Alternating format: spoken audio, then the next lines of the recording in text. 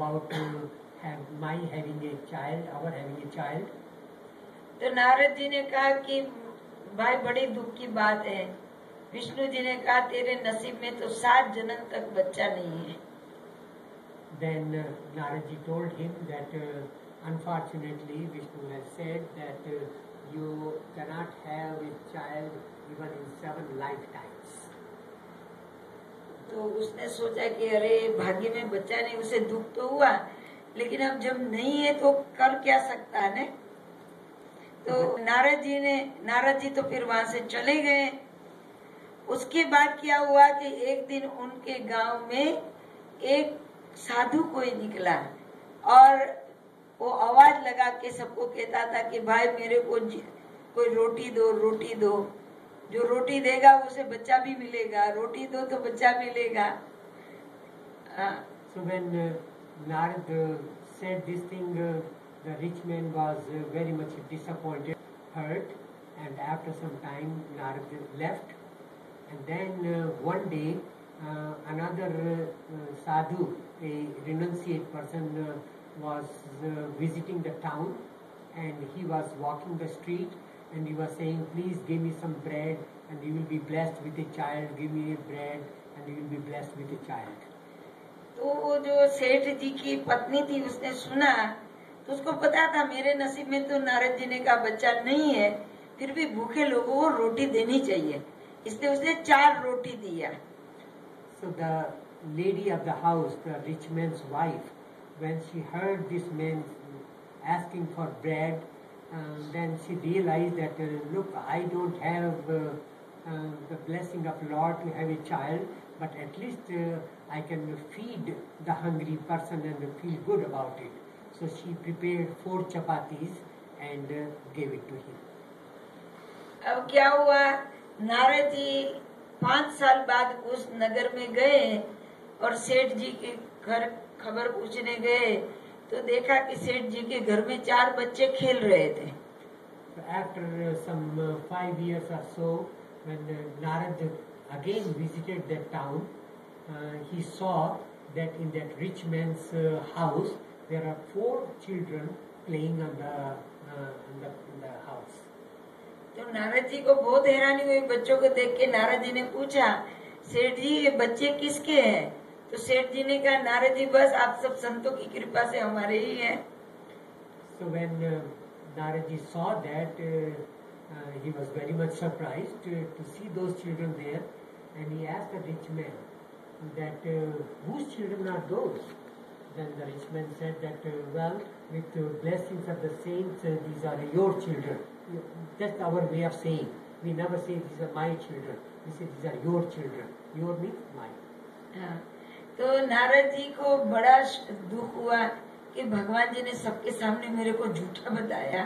पहले तो कहा इसको नहीं होंगे तो 4 बच्चे कैसे हुए थे, भगवान जी ने मेरे को सबके सामने झूठा क्यों बनाया, इसलिए उसको विष्णु जी पर बहुत गुस्सा आया। So first Narad was very much disappointed that look what Vishnu did to me. He made me a liar in front of these people. He told me that they cannot have a child, even a single child, in 4 lifetimes. And now he has 4 children. So I have been proven wrong. And what a shame. And so he got very angry at Lord Vishnu. फिर वो विष्णु के पास गए कि मैं जाके उनसे पूछूं कि आपने मेरे को झूठा क्यों बताया। So he decided to go to Lord Vishnu to confront him. Why did he do this thing to him? Why did he prove him wrong in the eyes of other people? तो विष्णु जी जब विष्णु जी के पास जाने लगे, रास्ते में थे, तभी भगवान विष्णु जी को पता लगा नारद जी मेरे पास आ रहे हैं उस सवाल का जवाब लेने। उससे पहले भगवान विष्णु रोने लगे। जब नारद जी पहुंचे तो विष्णु जी रो रहे थे। क्यों? विष्णु जी ने कहा मेरे पेट में बहुत दर्द है, बहुत दर्द है। तो लक्ष्मी जी वहां पर वो भी रो रही थी, विष्णु जी को बहुत दर्द है। तो दर्द है तो वो जो नारद जी सवाल पूछने गए थे वो भूल गए, और नारद जी को भगवान को दर्द है तो भगवान को पूछने लगे कि आपकी बीमारी दूर करने के लिए मैं क्या करूं। So when Narad ji went there, Vishnu learned that Narad is coming, and he knew that he's going to ask this question. So Vishnu started crying that I'm having a lot of stomach ache, and his consort Lakshmi, she was also crying that look, he is suffering like this. So when he saw that scene, Narad forgot about his question that he was going to ask, and then he said, Lord, what can I do for you? How can I alleviate your pain, your suffering? What can I do? तो विष्णु जी ने कहा कि नारद जी, ये बीमारी के लिए कोई दवा काम नहीं आ रही है. Then Vishnu said that, Naradji, I have tried so many medicines and nothing is working. तो नारद जी ने पूछा कि कुछ तो होगा, आप बताओ, मैं काम करने को तैयार हूँ आपकी बीमारी दूर करने को. Then Narad said that there ought to be something. I am willing to do anything, whatever you ask. I don't want to see you suffering like that. Please tell me what is that something that I can do.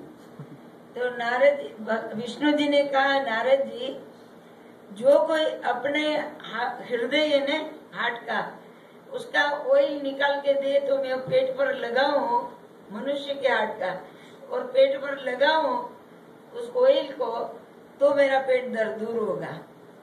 So Vishnu said that there is one possibility that can relieve me from this pain. He said, if some human being, living entity, can give me the oil of the heart, oil extracted from the heart of a human being, if I apply that on my stomach, then I can be cured. तो नारद जी सोचने लगे, ऐसा heart तो कौन देगा अब. लेकिन नारद जी ने कहा, प्रभु मैं अभी किसी का हार्ट लेके आता हूँ. तो हाथ में वो प्लेट लेके निकले कि कोई अपना हार्ट दो, भगवान को पेट में बहुत दर्द निकली है. So he was determined to go and get a heart. So he took a plate in his hand and started roaming around the earth, saying that please give me somebody, give me a heart, give me a heart. Pray to Lord Vishnu.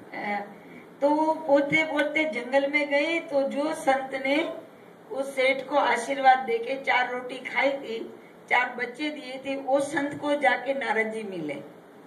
Finally, while searching around all over, he ended up meeting the same saint who had blessed this rich man with 4 children in exchange for the 4 pieces of bread that he received. And so he met him.